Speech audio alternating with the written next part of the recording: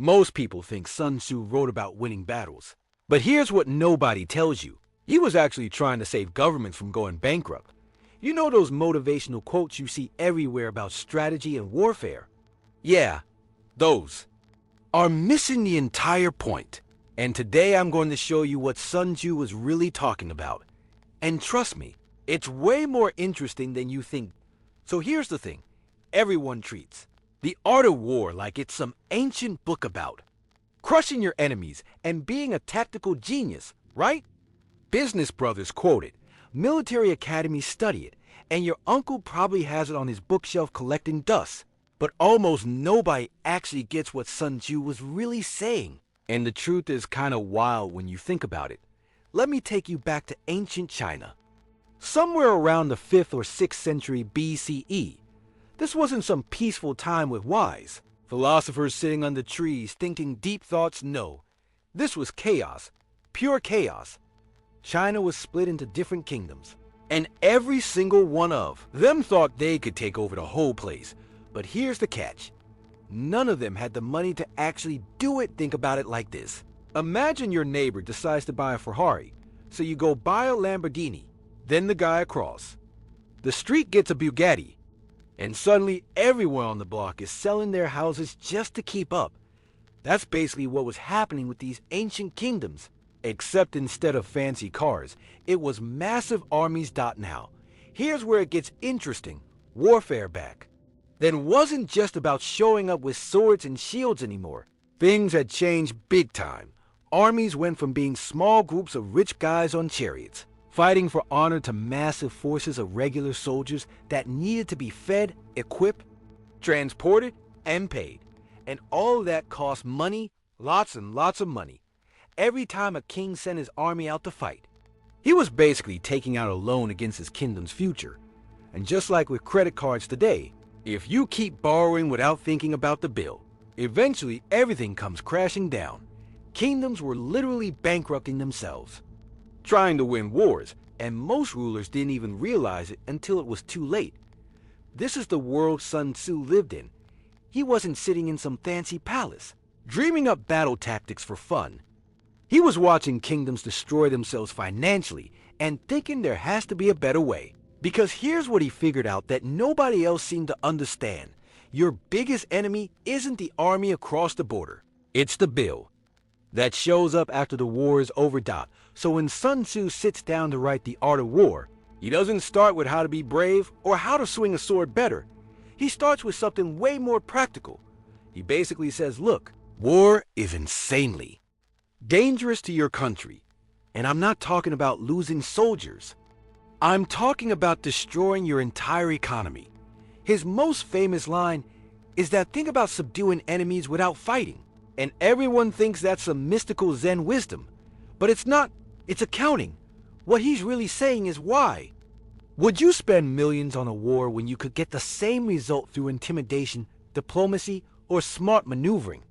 It's like choosing to negotiate a deal instead of hiring lawyers for a 5-year court battle. Here's another one. He says no country has ever benefited from a long war. And that's not poetry. That's a straight-up financial fact. The longer your army is in the field, the more money you're burning through. You're paying soldiers, feeding them, replacing broken equipment, and the whole time your farmers are off fighting instead of growing food, which means less tax money coming in. It's a death spiral. But the crazy part is how specific Sun Tzu gets about all this. He literally breaks down the math at one point. He says when your army is just 20 miles from home, you lose the equivalent of 100 measures of grain in extra costs. That's him doing a cost-benefit analysis in ancient China, before spreadsheets even existed. He talks about how transporting supplies drains your money faster than actually paying your troops. He warns that keeping armies in the field too long destroys your agricultural workforce because all your farmers are busy holding spears instead of planting crops.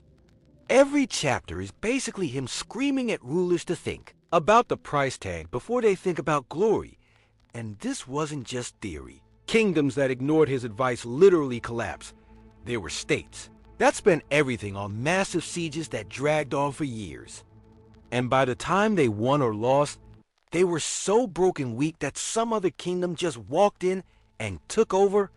It's like winning a poker hand, but losing your house in the process. Meanwhile, the kingdoms that actually listened to Sun Tzu's economic logic, the ones that used spies instead of armies, that won through alliances and quick strikes instead of grinding wars of attrition, those were the ones that survived and thrived because they understood something crucial. War isn't about being tough. It's about being smart with your resources. Now let's talk about his obsession with intelligence gathering, because this is where it gets really clever.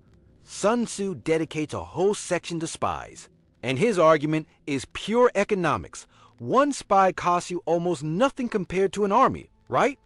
But that one spy can save you from marching your entire force into a trap, which could cost you everything.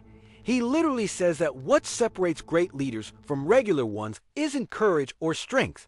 It's foreknowledge, which is just an ancient way of saying good information. And he understood that spending money on intelligence is the best investment a ruler can make because it prevents expensive mistakes. It's like paying for a home inspection before buying a house instead of finding out about the problems after you've already moved in. Even his thing about speed isn't really about being aggressive. It's about cost control. Every extra day your army spends marching around is another day of expenses piling up: food, equipment repairs, soldier payments, opportunity costs. Sun Tzu figured out that the faster you can achieve your goal, the less it costs you, which means you preserve your kingdom's wealth for the long term. But here's the deepest insight that most people completely miss. Sun Tzu wasn't against war. He was against waste. He didn't think kingdoms should never fight. He thought they should only fight when there was absolutely no cheaper option available, because every battle you choose to fight closes the door on cheaper alternatives like negotiation, intimidation, or strategic alliances.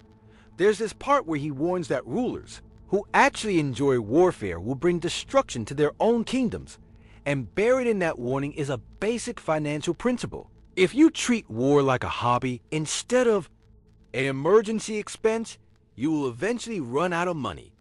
It's like someone who loves shopping so much they ignore their credit card statements until the debt collectors show up. The wildest part is that modern governments still haven't learned this lesson. Look at the Soviet Union in Afghanistan or the United States in Vietnam. These weren't military defeats in the traditional sense. They were economic collapses. Both countries spent so much money on wars that dragged on way longer than expected that it damaged their entire economies. The Soviet Union literally fell apart partly because of how much they spent in Afghanistan, and the strategies Sun Tzu championed 25 centuries ago: intelligence operations, rapid strikes, psychological warfare, economic pressure. These are exactly what modern superpowers use today, because they're cheaper than full-scale invasions, cyber attacks, sanctions, proxy wars. All these follow Sun Tzu's logic of achieving maximum results with minimum financial exposure. Think about it. When countries threaten each other today, they don't immediately invade. They impose sanctions first. They launch cyber attacks. They fund rebel groups. They spread propaganda. All of these tools are attempts to win without paying for a traditional war. That's pure Sun Tzu, adapted for the modern age. What Sun Tzu really understood that most people miss is that national power isn't just about military strength. It's about economic resilience. It's about whether your country can take a hit and keep functioning. Kingdoms back then collapsed, not because they lost battles, but because they spent everything they had trying to win those battles. Victory meant nothing if your treasury was empty afterward. So when you go back and read The Art of War with this economic lens, it stops being a book about combat and starts being a book about restraint. It's not telling you how to overpower enemies. It's telling you how to outlast them. Sun Tzu doesn't celebrate conquest. He celebrates stability. To him, the ruler who preserves resources is smarter than the ruler who conquers cities. The real genius of Sun Tzu is that he refused to separate economics from power. He saw them as two sides of the same coin. War is just the most expensive decision a government can make, and rulers who don't calculate that cost end up destroying their own kingdoms. His message is simple, but uncomfortable. Strength isn't about how hard you can hit. It's about how much you can afford to hit. And that's the lesson that echoes through history. When empires collide, it's rarely the toughest one that wins. It's the one that manages its money better.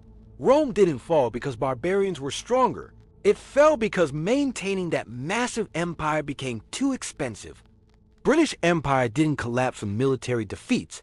It collapsed from economic exhaustion after 2 world wars.